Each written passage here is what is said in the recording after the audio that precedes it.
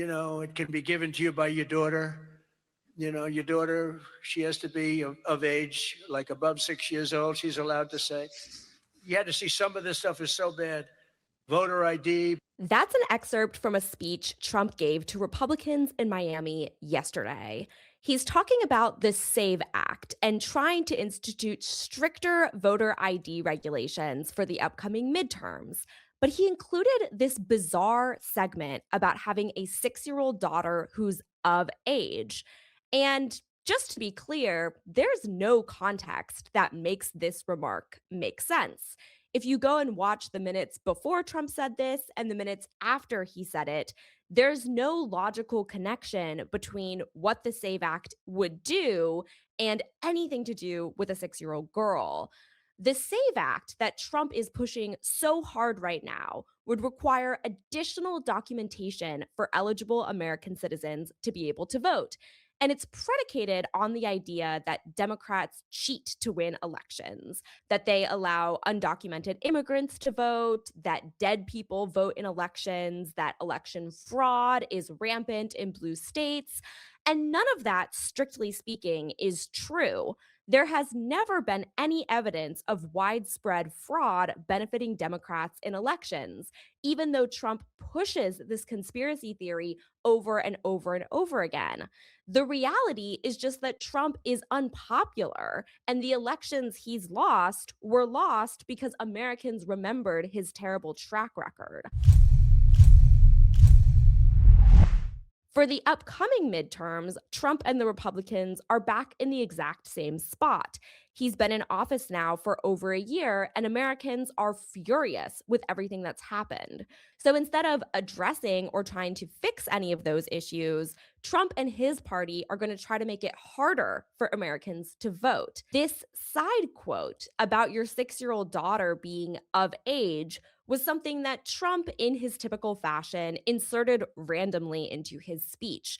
The more you listen to Trump speak, the more you pick up on the fact that he's rambling and saying nonsensical things all of the time. But this got a lot of attention because, of course, people connected it to the Epstein files. Trump has been named in the Epstein files released by the Department of Justice thousands upon thousands of times, including allegations that he sexually assaulted a minor. Trump and his administration have vehemently denied these allegations, saying the accuser isn't credible and there's no proof. But as more of the Epstein files get released, there's more evidence corroborating these accusers' claims, not less. Going back to that bizarre clip of Trump speaking to Republicans yesterday, zooming in on this statement about a 6-year-old being of age, we still don't get a lot of explanation when we look at the entire clip. With these few things added, excuse, and I was lenient on that. But those three things. Then I added two more. These are best of, best of. These are called best of Trump. We should also add on to this bill. And so what I've asked Mike to do is to draw a new one with these few things added, and let's go for the gold. Let's not just get one like voter ID, but it can be given to you by your daughter. Your daughter, she has to be of age, like above 6 years old, she's allowed to say. You had to see some of this stuff is so bad. They're doing everything possible because they know if we get this, they'll probably won't win an election for 50 years, okay? And maybe longer. And they're going to fight like hell. Trump is kind of giving the whole game away here, and it doesn't make his comment about a 6-year-old look any better. As people in the comments tried to figure out, it seems like what he's trying to say here is that in blue states, voter ID laws are so loose that even a 6-year-old girl could be given one or give one to her parent or be allowed to vote or something along those lines. But that's not true. There's nowhere in the United States where a 6-year-old child is going to be allowed to vote in an election. It's just not something that happens. And it proves the point that this type of legislation Trump is proposing isn't needed because these aren't things that happen in reality. But in the next line, again, Trump is giving the game away here. He's saying that if the SAVE Act passes, Democrats won't be able to win elections. And that's not because of policy or who's genuinely the most popular. It's because the SAVE Act would make it so hard for people to vote that people would lose their constitutional right and be unable to participate in democracy. That's a terrible thing. It's the exact opposite of the founding principles of America. But it's what Trump wants because it's the only pathway he sees to being able to win. In invoking this hypothetical 6-year-old girl, Trump is actually reminding voters of one of the reasons they're so unhappy with his administration. And that's the Epstein case. The Epstein files have even become a bipartisan issue of stress with Trump and his administration because even Republicans are voting to subpoena members of Trump's administration to explain why the release of these files to the public has been handled in such an improper fashion. In what should be a bipartisan quest for justice for all, the Epstein case has instead turned into a partisan witch hunt, with primarily Republicans trying to weaponize the files against Democrats like Hillary and Bill Clinton. In the meantime, it's actually Trump who is one of the most implicated figures in these files. He's not just named thousands and thousands of times, there are actually allegations against him within these files. And some of those files are the ones that the Department of Justice improperly took down, redacted, and never released to the public in the first place. At the same time, you have the Trump administration, Republicans in Congress, and members of the DOJ saying that these files exonerate Donald Trump, when the reality is they do the exact opposite.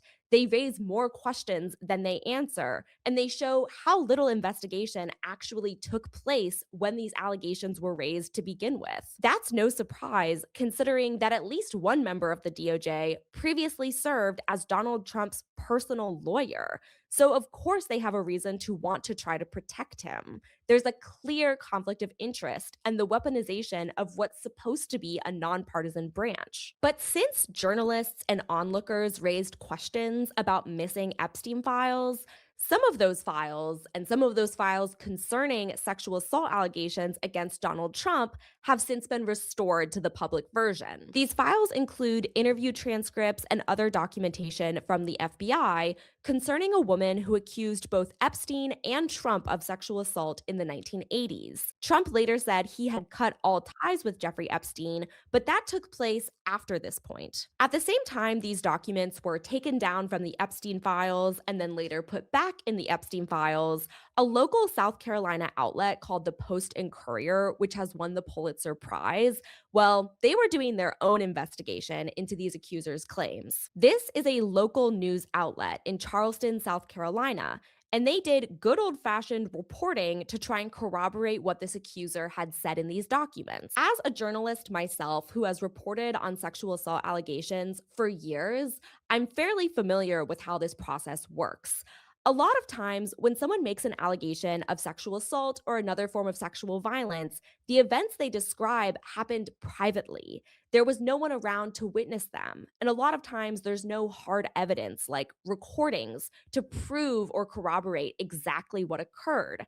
Instead, what we can do as journalists is similar to what prosecutors, other lawyers, other researchers, and other people working in the justice field could also do to corroborate those claims. Even if you weren't in the room where it happened, you can still investigate to try and corroborate other details that lend credibility to what this accuser is saying.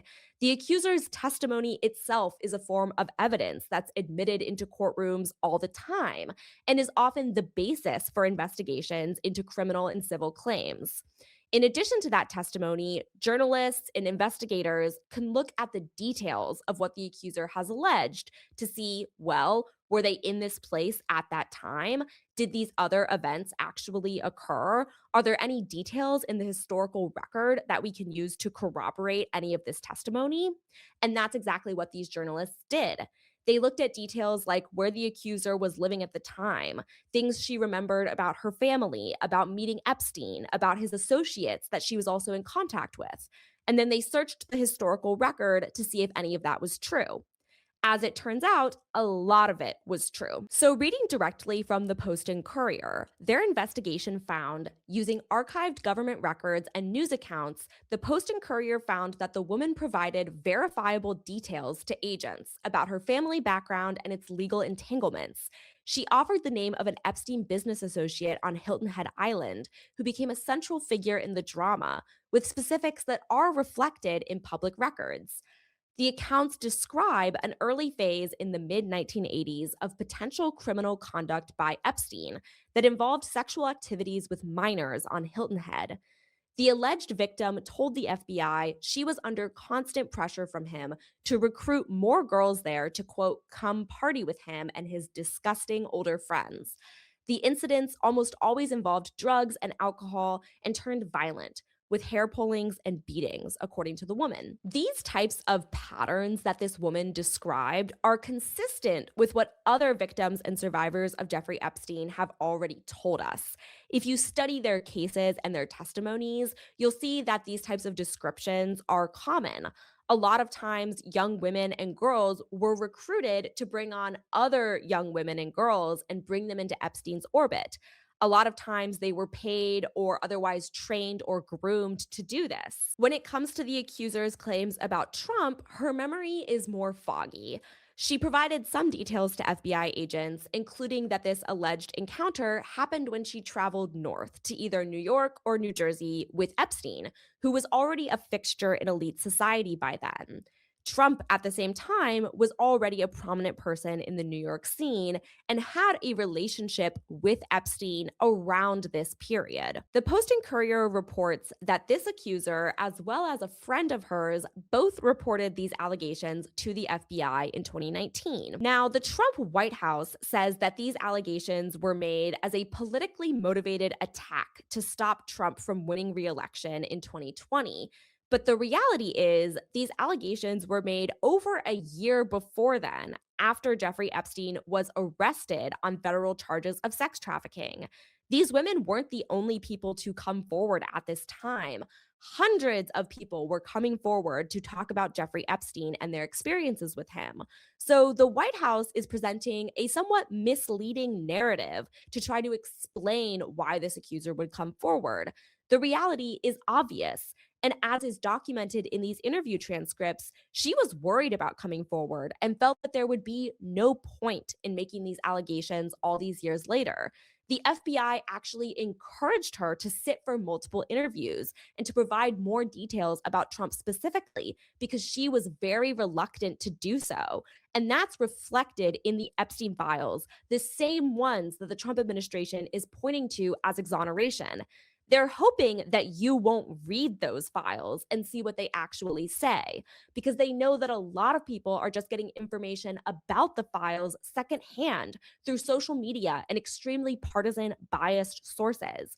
But if you go to the local investigative reporting about these issues, like the type of local investigative reporting that led to Epstein's arrest in the first place, that's where you'll find the truth.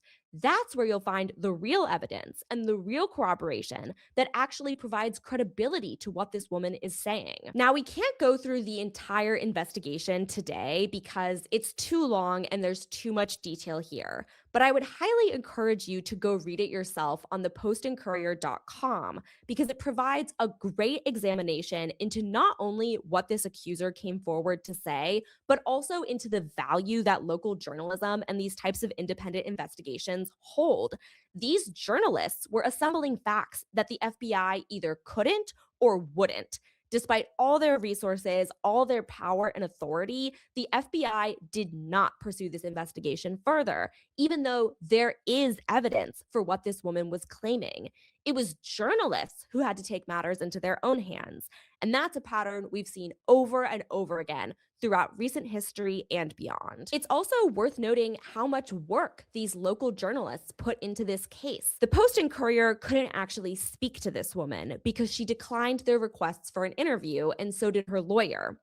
They also kept her anonymous in line with their policy on reporting on sexual violence. Instead, the Post and Courier writes, to identify key players in the woman's account and to attempt to evaluate her claims, The newspaper scoured court records, police reports, and old newspaper clippings in multiple states. It also deployed a reporter to the West Coast to retrace her steps in a journey that began in a resort island along the South Carolina coast in Hilton Head. What this woman described was a terrible situation involving her mother, an Ohio associate of Epstein's who she met on Hilton Head Island, years of abuse, and attempts to put their lives back in order that tragically ultimately failed. And a lot of this story was corroborated by the evidence that the Post and Courier found. For example, records show that this woman's mother did buy property in Hilton Head in 1981. The Post and Courier also verified that this Ohio associate of Jeffrey Epstein's actually exists and is a board member of a for profit school in Cincinnati. This woman also recalled encountering Epstein at a Rick James concert in Savannah, Georgia, where newspaper records show that musician was performing regularly at the time. This woman went on to allege that Epstein extorted her and her mother with nude photographs he took of her as a teen. The Post and Courier did find criminal records, but they implicated this woman's mother because this woman says her mother had to steal funds in order to meet Epstein's extortion demands. This woman described her and her mother's lives being permanently scarred as a result of what Epstein did to her. And court records reflect that. They show that her mother was prosecuted for crimes related to this stealing, that she was in and out of jail, and that the daughter, this woman who made these allegations, had her own criminal dealings for years afterwards. Now, the White House is trying to re-leverage those criminal allegations against her to undermine her credibility. But she says the reason why her life took this direction was because of Epstein in the first place. And that's an all too common story for victims of sexual violence who are failed by the system, which is actually the majority of victims of sexual violence, since the conviction rate is so low for crimes like sexual abuse. It's usually the victims who face consequences throughout their lives as a result of being preyed on and victimized by older men like Jeffrey Epstein. Jeffrey Epstein didn't have to pay the price until the very end of his life. Even when he went to prison in 2008, he enjoyed an extremely lenient sentence and was allowed to leave prison multiple times a week for hours at a time on work release. So, really, it's these young women, of which there are hundreds, who actually had to face the consequences of systemic child abuse. And they're still facing those consequences to this day. Without further investigation from offices like the FBI and the Department of Justice, we can't make further claims about whether this woman is telling the truth or not. But the Trump administration isn't waiting for that. They're smearing her right now, saying that she made these things up to try to hurt Donald Trump. When the reality is, it's very clear she was the one who was hurt by all of this. And she was reluctant to make these allegations years later because she believed nothing would be done. And the tragic truth is that she was right. Rather than take her claims seriously, investigate them fully, and prosecute men who do these horrible, heinous things, the FBI and the Department of Justice tried to hide her allegations from public view. They tried to cover up what happened so that they could protect Donald Trump now that he's president of the United States. This is exactly why victims don't come forward. Oftentimes, it makes it worse for them because the public and authority figures respond so negatively in retaliation to raising awareness. That doesn't have to be the case. The public can rally to support these women, to support these victims, instead of just going along with the status quo. We've seen a little bit of that with regards to Epstein, but we need to see more. We need to have a massive public show of support for these women because otherwise the cycle will just continue.